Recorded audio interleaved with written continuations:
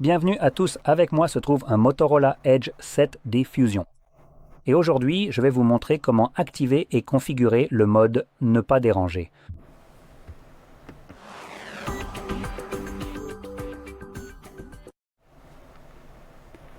Pour commencer, vous devrez faire glisser votre doigt vers le bas depuis le haut de l'écran. Si vous avez une séparation entre les raccourcis et les notifications, assurez-vous de le faire, depuis le coin supérieur droit. Ensuite, faites à nouveau glisser vers le bas pour étendre la liste des raccourcis visibles et localiser le mode « Ne pas déranger ». Il y a plusieurs pages. Voyons combien de temps il me faut pour la trouver.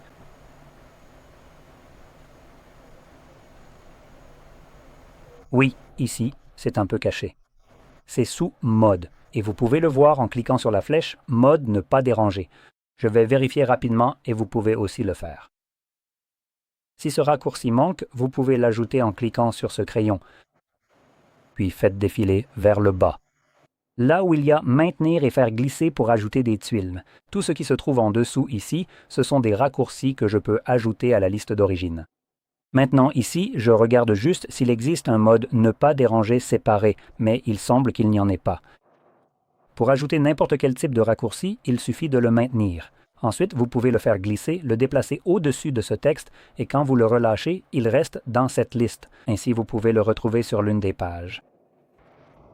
Bref, cliquons ici puis maintenons le mode « Ne pas déranger » et cela nous amènera aux paramètres ici. Nous pouvons le personnaliser. Maintenant, vous pouvez mémoriser ce mode. L'approche de Motorola à ce sujet est honnêtement un peu meilleure, mais elle est aussi un peu plus compliquée et moins conviviale. Mais je crois que c'est une meilleure implémentation, car elle offre plus de polyvalence et une meilleure utilisation. Donc lorsque vous cliquez sur le mode « Ne pas déranger », c'est simplement ce qu'on appelle le mode « Ne pas déranger ». Mais vous pouvez en fait créer vos propres modes et vous pouvez avoir plusieurs modes différents actifs en même temps. Donc pour cet exemple, je vais commencer avec le mode « Ne pas déranger » puis vous montrer rapidement les autres. Mais ici, vous pouvez choisir qui pourra vous envoyer des messages ou vous appeler. Maintenant, la messagerie propose les mêmes options que les appels, mais les appels disposent d'une option supplémentaire de répétition permettant d'utiliser des couleurs identiques. Ainsi, si quelqu'un vous appelle 2 fois en l'espace de 15 minutes, vous pouvez être appelé 2 fois. Cette option contourne tout ce que vous avez sélectionné ici, c'est donc une bonne option en cas d'urgence, évidemment. Ici, vous pouvez également choisir qui pourra vous contacter, ce qui signifie que vous avez le choix entre vos contacts favoris et tous les contacts de votre liste de contacts. N'importe qui ou personne, et comme je l'ai dit, Message propose les mêmes options. Ensuite, nous avons les applications, donc vous pouvez sélectionner quelles applications pourront contourner ce mode, et simplement être agaçantes même en mode « Ne pas déranger », malgré tout, ainsi que les alarmes et autres interruptions. Maintenant, en faisant défiler vers le bas, nous avons aussi les paramètres d'affichage. Ici, vous pouvez activer des choses comme l'échelle de gris.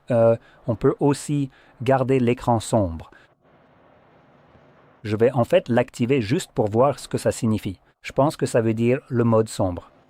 Oh, attendez, non, mais il y a aussi activer le thème sombre en dessous. Oh, c'est écrit en petit ici, dans une police plus petite. Cela désactive l'affichage permanent, donc c'est ce que ça fait.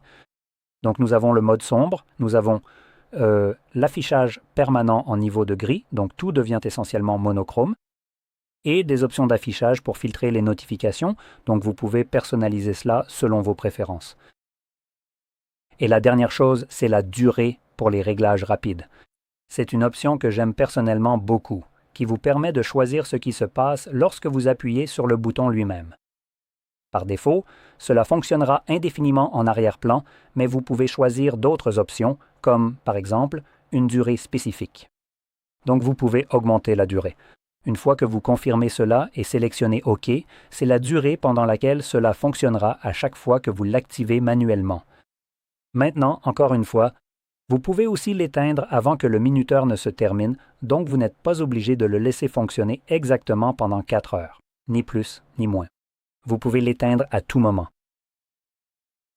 Et ensuite, nous avons l'option « Demander à chaque fois », ce qui nous donne ces deux options, nous permettant aussi d'ajuster la durée dans la deuxième option à chaque fois que vous appuyez sur un interrupteur. C'est une bonne option si, dans votre cas, vous souhaitez avoir de la polyvalence. Mais j'aime bien le minuteur de 4 heures, donc c'est ce que je vais garder pour l'instant. Ici, on peut aussi remarquer qu'il manque une option de programmation. En effet, le mode « Ne pas déranger » vous oblige ici à l'activer manuellement, soit en appuyant sur un bouton, soit en le désactivant. Ici.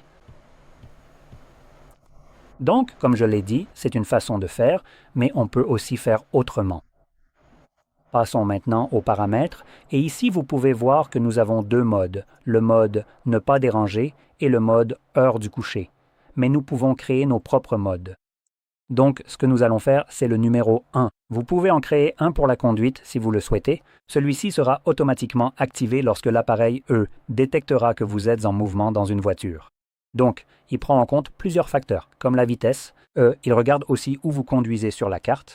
Donc, s'il détecte qu'il y a une route et que vous vous déplacez à une vitesse qui pourrait correspondre à la limitation de cette zone, il activera le mode conduite, qui fonctionne automatiquement comme un mode « Ne pas déranger ». Donc les appels et autres choses de ce genre seront en gros mis en sourdine et ce genre de choses. Et vous pouvez le personnaliser exactement de la même manière que nous l'avons fait pour le mode « Ne pas déranger ». Mais passons à un mode personnalisé. Dans le mode personnalisé, vous pouvez lui donner le nom que vous voulez et vous pouvez aussi choisir une icône différente de votre choix. Faites défiler vers le bas et sélectionnez « Terminer ». Cela vous amènera alors dans les paramètres et il y a des options très similaires à celles du mode « Ne pas déranger » classique. Mais ici, il nous manque les options de durée pour le réglage rapide. Je crois que c'est comme ça que ça s'appelait. Donc en gros, vous ne pouvez pas définir ce qui se passe lorsque vous appuyez dessus. Et nous avons la planification. Ici, vous pouvez donc sélectionner soit le calendrier, les événements ou un minuteur spécifique. Il suffit donc de cliquer dessus. Et vous pouvez voir l'heure de début, l'heure de fin et les jours de la semaine. Vous pouvez donc configurer cela. Et ce bouton ici signifie qu'une fois l'heure arrivée, ce mode s'activera automatiquement. Juste pour vous montrer, je vais le désactiver un instant. Je vais aller ici et régler l'heure sur 6 heures. Et nous pouvons revenir en arrière. Et lorsque je l'active, il devrait maintenant s'activer automatiquement puisque nous sommes dans cette plage horaire. Et c'est le cas. Vous pouvez voir ce tout petit icône que j'ai choisi, celui-ci juste ici, visible à cet endroit. Donc il s'active automatiquement. Et à 6h13, il s'activera automatiquement. Désactivez donc ici. De plus, vous pouvez aussi définir différentes options pour les personnes et ce genre de choses, contrairement à ce que nous avons sélectionné. Dans le mode « Ne pas déranger lui-même », les deux fonctionnent comme des modes « Ne pas déranger », mais l'un peut être utilisé selon un horaire tandis que le véritable mode « Ne pas déranger » ici est utilisé uniquement de manière manuelle, lorsque vous devez l'activer vous-même. Les autres modes que vous créez vous-même fonctionnent toujours comme un mode « Ne pas déranger », mais ils ne portent pas ce nom, donc vous pouvez les nommer comme vous le souhaitez. Et définissez l'icône que vous voulez pour eux et une fois que vous en avez créé un, laissez-moi revenir ici. Dans les modes, vous pouvez voir maintenant. Ce mode est également visible dans cette liste et en plus, je peux aussi le désactiver à tout moment si je le souhaite.